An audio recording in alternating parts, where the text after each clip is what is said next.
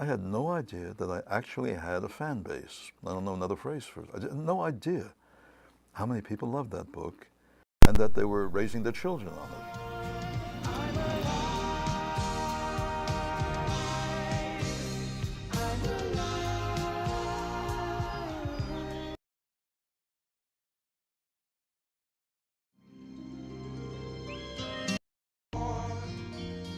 They will stare, unbelieving, at the last unicorn. I'm alive.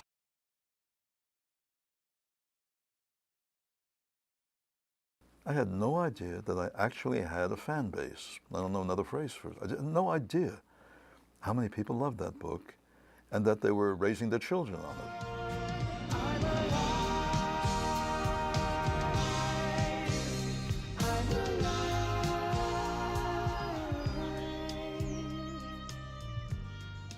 One of the really cool things we're getting to do is that we're on tour with The Last Unicorn. We're doing something which I don't think anybody else has ever done with a movie, which is we're touring it one theater at a time over 3.5 years, from this theater to this theater to this theater, with Peter at every single screening to make it a big party for all the fans who want to come and get things signed, to meet him, to buy crazy wild Last Unicorn merchandise that we're creating for the tour, and just to have a ball. We try to make these as special as we possibly can, and it gives people a chance to see the movie the way it was meant to be seen, on a big screen, and to see it in an audience full of people who love it just as much as they do it. Here's my favorite part, because all these decades, most Last Unicorn fans have thought they were the only one, or it was them and a sister, or them and a college roommate, or them and just the few people that they used to know in the old neighborhood. But in fact, there are millions of Last Unicorn fans, millions of passionate fans, and the best fun of all is to see them arrive at the theater and realize they're part of a tribe, and to leave the theater excited about being something that's even bigger than they thought. Thanks for coming. Gosh, there are others out there like us. We're not the last.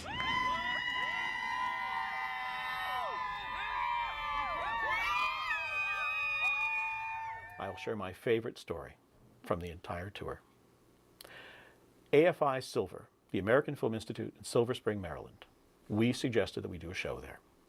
They were cool to the idea, but I stayed on them and they finally said yes. I said, I just want to put my marker down. Here's what's going to happen. You're going to book a show, and about somewhere between 48 and 72 hours before our show, you're going to sell out and have to book a second show. And we're not going to sell it out because we're only going to have a couple days to promote it, but we'll sell at least a third to half the tickets. And then when it's all done and we have these shows happening and the audience is there, our signing lines are going to go on for 5, maybe 6 hours. And the guy on the other end of the phone line says, yeah, everybody says that. They all say their movie's going to do terrific. I said, I'm just putting my marker down. You don't have to believe me. Well, come the day of the show, we drove up and there were this showing sold out signs all over the theater, and announcing the other showing, which had been booked about 48 hours before. And we got to about, not quite half the ticket sales, somewhere between a third and a half.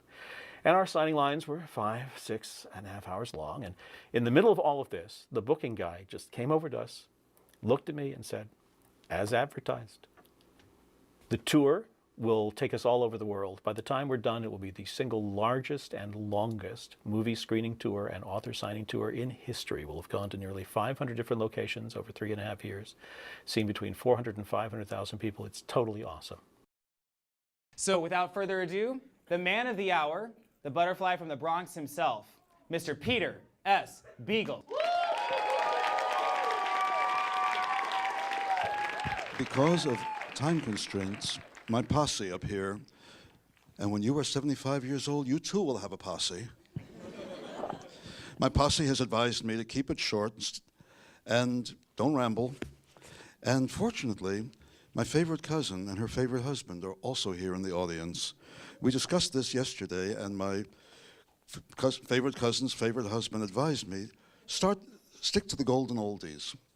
We discussed the possibility of golden oldies, and my oldest is coming out on stage and saying to an audience, the fantasy of being 15 years old and having an audience screaming for you is very nice when you're 15.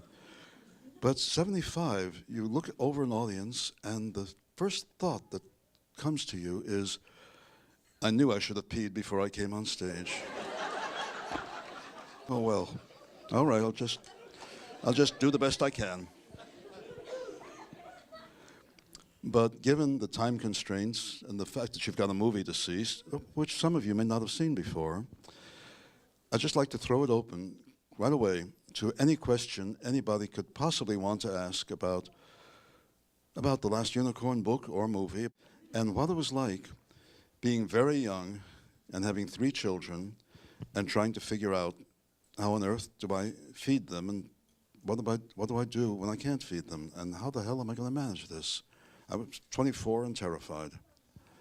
So I'll throw it open, and remember, no matter how foolish the question in your head may seem to you, in my time I have asked far dumber ones and continue to. So don't even think about it. If I don't have an answer, I will make one up. It's what I do for a living. If I could get a raise of hands of anyone that'd like to ask a question, we'll start with you right here. How old were you when you came up with the idea for The Last Unicorn? When I started The Last Unicorn, I was 23. I was sharing a cabin in the Berkshires with one of my 3 oldest friends, also 23. He was always the painter, as I was always the writer, growing up across the street from each other. And we determined that summer we were going to be professionals. He had a lot of paintings he wanted to do, especially a big landscape that was on his mind. And I'd already published 1 book and had another one turned down, and I really was at loose ends. I didn't know what I was likely to be doing or what I should start. And yet here he came every day around the evening, back on his motor scooter, with more paint on the canvas. I had to have something to show him. And so after a few false starts, I came up with a line, "The unicorn lived in a lilac wood, and she lived all alone." Uh-huh. That's nice. Now what? But then there was another line after it. She was very old, though she did not know it. And little by little, another line came, and another. So by the time he came home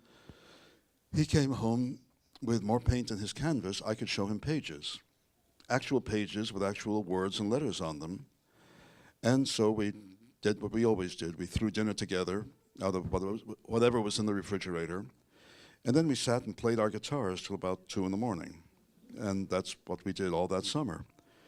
And a few years ago, when we were talking about it, he said, "I hated that damn landscape. I would have quit in a week, but you were back at the cabin writing this book." So I attribute it as much as anything to pure misunderstanding on both sides. Any other questions? Yes. How did it feel for you to see your book translated into the animated film? I was braced for the worst because I hated everything Rankin and Bass had ever done. Everything. I didn't like what they'd done to Tolkien. I hated Frosty the Flipping Snowman, let alone Rudolph the Whatsit. And when I saw the film in a private screening, and it was good, I did not know how to react. And it took me several showings before I finally had the courtesy and the words to say to Jules Bass and Arthur Rankin, "Hey, it's good. You did good." And over the years, my appreciation for it has increased to the point where a couple of years back, I finally blurted out to a close friend watching with me, "Oh my God, the bloody thing's a classic." Took me that long. But yes, it is, and I'm very proud of it.